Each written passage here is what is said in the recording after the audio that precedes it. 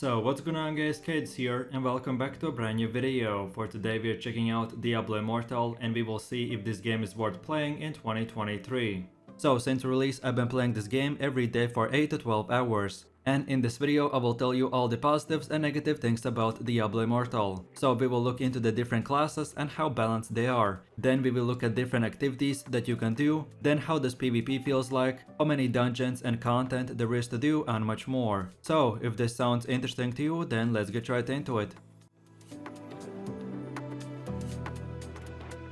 So Diablo Immortal is a free-to-play MMORPG that is designed initially for only mobile devices, but now it's available for both PC and iOS and Android. This game takes the place between the events of Diablo 2 and Diablo 3, so you will find many similarities in the gameplay from both of these games. Many of Diablo Immortal activities are designed to be small in size, so that means 4-player groups, and no matter if you are playing on PC or mobile, a single dungeon should usually take only about 10 to 15 minutes. The game is designed for touchscreen devices with virtual controls that overlay the display for PC players. So be aware that the gameplay and combat will be very similar to a mobile game, but still it will be easily playable on PC as well. Then as for using skills, they feature auto-aim generally towards the nearest enemy, but as well the player can manually aim each skill. Some abilities will also charge, while their skill button is held, which will increase damage and AoE range. And unlike previous games in Diablo series, mana and other class-specific resources have been removed,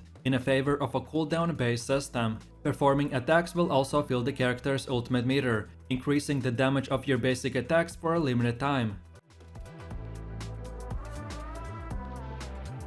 So players can create one or more characters to use within the game. When creating a character, you can select one of the 6 classes called Barbarian, Wizard, Monk, Necromancer, Demon Hunter, and Crusader. Each class has 12 unlockable skills, from which the player can choose 5 to use on his skill bar. Each class in Diablo Immortal offers extensive versatility in skill progression. Throughout your game experience, you will be able to personalize your build and fine-tune your character to play the way you want. Unlike previous Diablo games in Diablo Immortal, there is a feature called Class Change, by which players can change the class for an existing character and receive a new set of appropriate items, without having to reset their progression. But this feature is not yet in the game, and developers said that after release, they will give us more information on this system.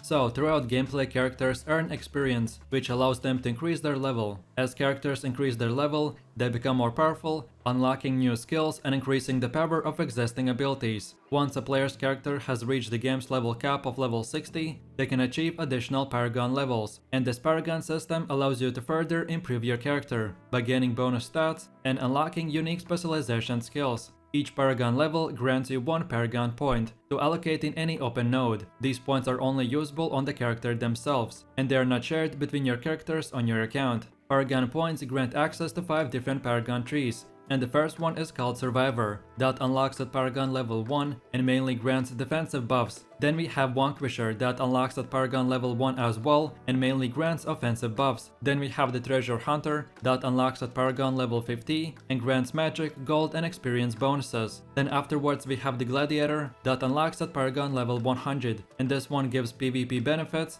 And then lastly we have the Soldier, which unlocks at Paragon level 150 and provides amazing PvP and PvE bonuses for you and your group. Then as well, the higher the Paragon level, the more and better legendary items you can find. In addition to these level-based progressions, the game features a Battle Pass reward system, and within there are both free and paid tiers available. The free version gives you basic materials and other useful items, while the paid version focuses more on cosmetics and different in-game currencies.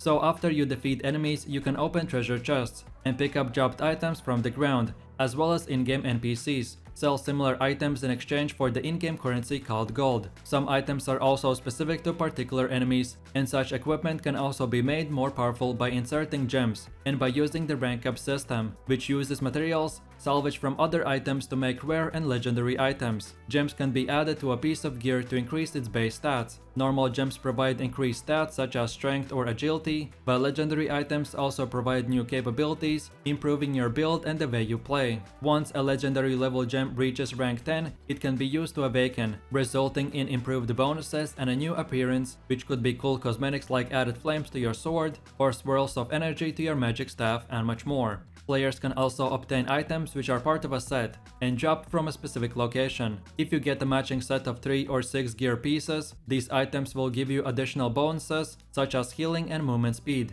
In addition to items which change character statistics, the game also offers purely cosmetic items, which can be equipped to change the appearance of a character without changing your gameplay. Some cosmetic items will be available for specific factions to unlock for free by raising their dominance level, and some you will be able to buy for real-life money, but this and other in-depth mechanics I will cover in my next videos. And then on top of all this, the game also features a cross-player marketplace, in which players can buy and sell materials and gems. And to avoid RMT players, which trade in-game items for real-life money, the marketplace does not allow you to purchase or trade any equipment, so the only way to get items is through gameplay.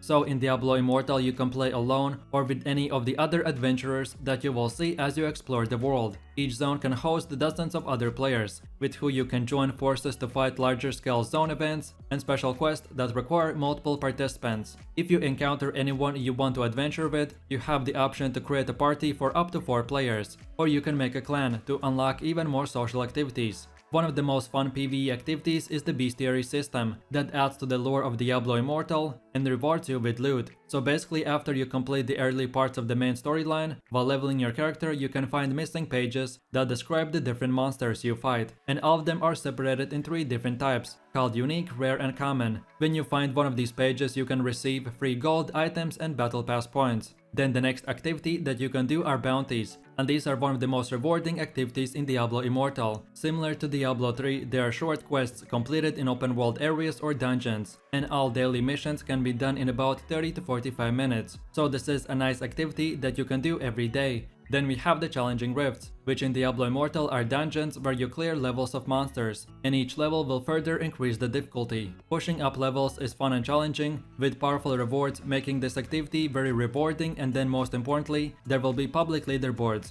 so players will be able to compete against other players, and your rank on the leaderboards will determine how much rewards you get. And then besides all the basic activities like normal quests, zone events and etc, we have the raids and dungeons. And this activity is one of the core PvE gameplay parts, where you go into a dark caves and fight other monsters till you find the endgame boss and defeat him, which then in return will give you super cool rewards and much more. Normal dungeons you can do by yourself or with a group, and for now there are 7 dungeons currently, each one with their unique design and strategies.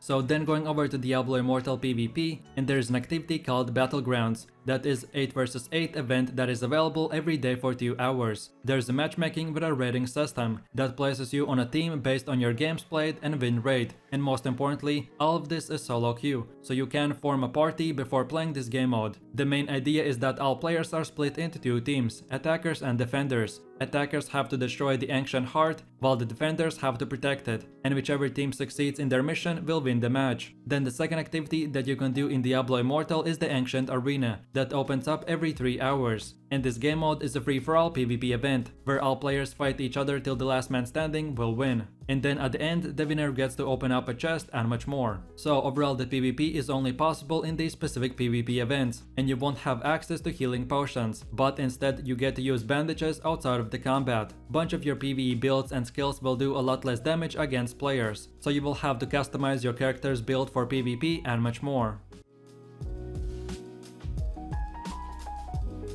So then moving over to my last and final conclusions for Diablo Immortal. So in general I have played about 300 hours since release, and then another 300 hours in the last beta. Diablo Immortal is not a perfect PC game, far from it, but this game is amazing for mobile. As you saw, there are so many activities that you can do, and no matter if you play on mobile or PC, the graphics look amazing. As you probably know, Diablo Immortal has a problem with pay to win. If you are a PC player, then it might be a concern, But if you're a mobile gamer, then this is nothing new. The short summary is that if you want to be a rank 1 player as a free-to-play, then that is impossible, unless you want to pay with real-life money. Diablo Immortal is a paradise for pay-to-win in PvP, but the good part is that PvE everyone has the same, so even pay-to-win players can't just buy gear, and they have to grind the same way as anyone else. So I would say that if you want to experience a cool PvE game where you can do dailies, level up your normal and paragon level, then complete dungeons and try to complete the highest challenging rifts to climb up the leaderboards, then this is the perfect game for you. But if you're mainly looking for PvP game, then I would not recommend to play it.